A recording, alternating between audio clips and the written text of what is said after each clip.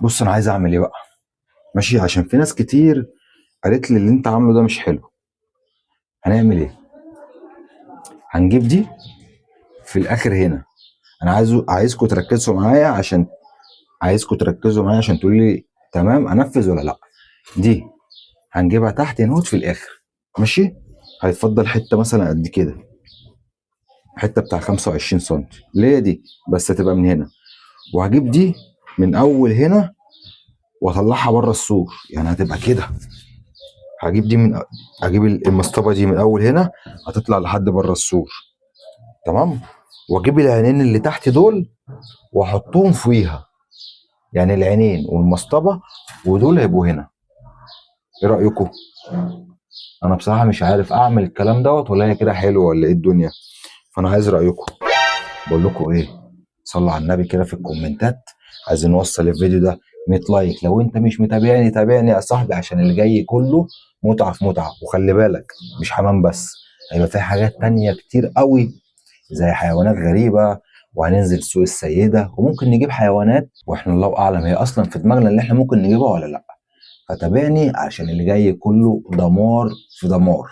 تمام كده. صباح الفل عليكم يا اصحابي، عاملين ايه؟ يا رب تكونوا بخير وكل سنه وانتم طيبين يا رب. مبدئيا انا صحيت الصبح قلت سايب الزغاليل كده في ارضيه البلكونه شويه. تمام. وبص على على الزغاليل اللي كان عندها دمية عين. الحمد لله يعني قرأت بنسبه 50 55%. النهارده بقى جاي اعرفكم على عدو الحمام الاول. ايه هو بقى؟ خليكم معايا. عندك إيه تاني يا عم باشا؟ ايوه. إيه؟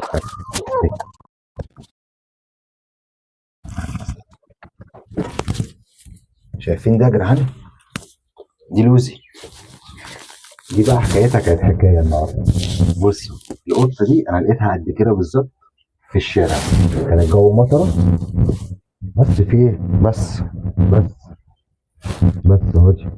بس كان في مطره ولقيت القطه دي قد كده والله. ماما اخويا جابها، وانا ساعتها كان عندي كلاب، وكانت عندي كلبه والده. الصوره هوريها لكم. المهم انا كنتش عارف اكلها ايه، كانت لسه صغيره قوي.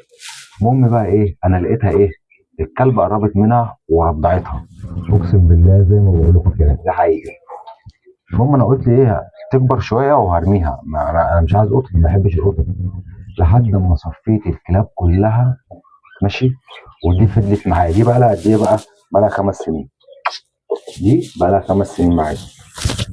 بس بس في إيه؟ هي عشان عارفه ان انا لما بتيجي ناحيه الحمام بزعق لها. هي مش عايزه توصل البلكونه خلاص. بس بس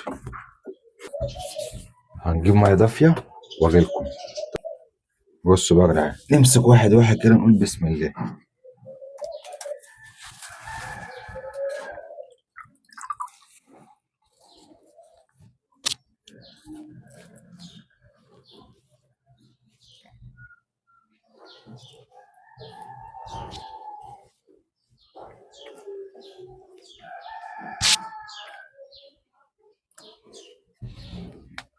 نجيب المرهم بتاعنا ده يا جدعان تروميسين. ها.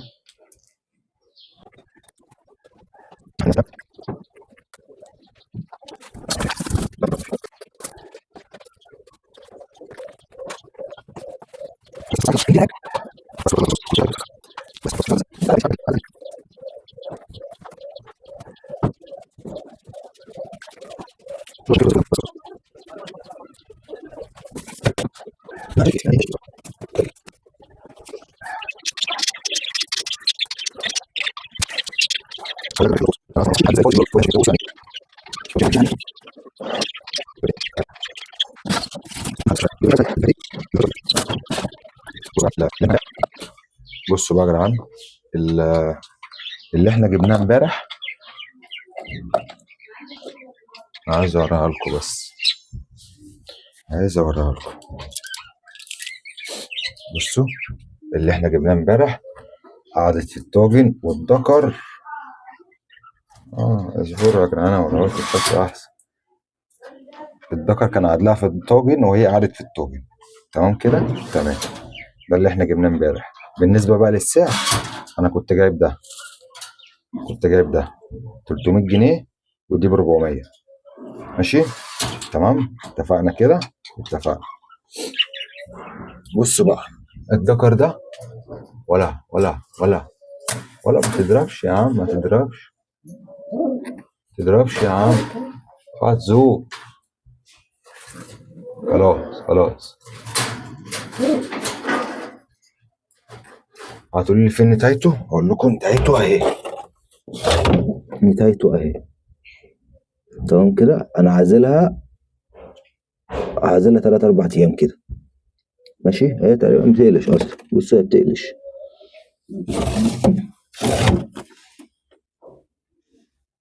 ودول التعبانين. يلا بقى نعمل ايه؟ زي موضوع كل يوم.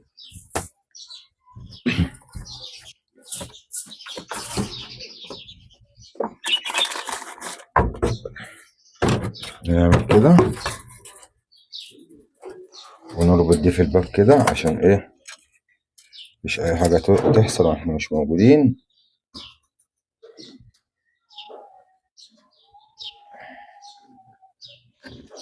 بس هعمل كده. بسم الله. ده مجرم ده.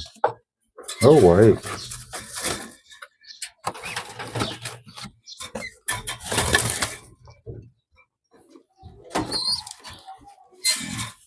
وانت يعني انت مش هتتدشر انت كمان؟ خش يا حماد.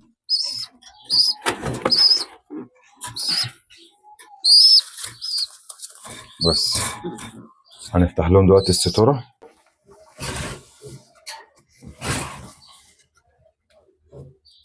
فتحنا لهم الستاير اهي.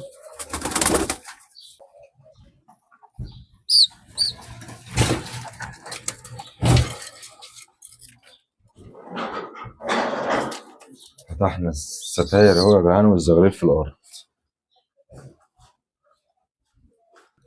متنساش بقى يا جدعان تصلوا على النبي. عايزين نوصل الفيديو ده 100 لايك، ولو مش مشترك اشترك في القناة وفعل زر الجرس عشان يوصلك كل جديد. كان معاكم يوسف مندو في تربية الحمام، ورجعنا تاني للحمام.